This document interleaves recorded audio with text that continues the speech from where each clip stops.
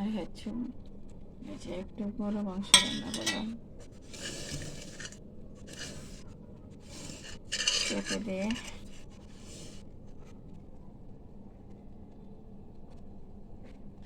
মাংসটা আগে রান্না করেছি, এখন পালং শাক করছি, তারপরে ভাত করবো। কি একটা জ্বালা জ্বালা না বলেন ভাই বোনেরা।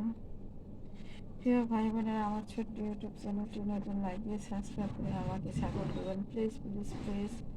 ভালো থাকেন সবাই, আসসালামু আলাইকুম।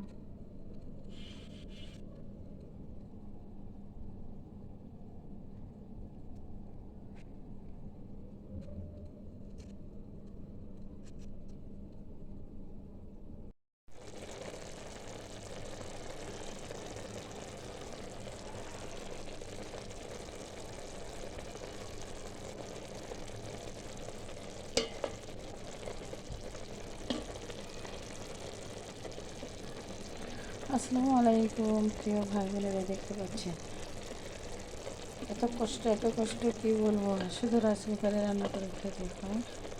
তো আমি এখন পাক করছি পালং শাকের জন্য।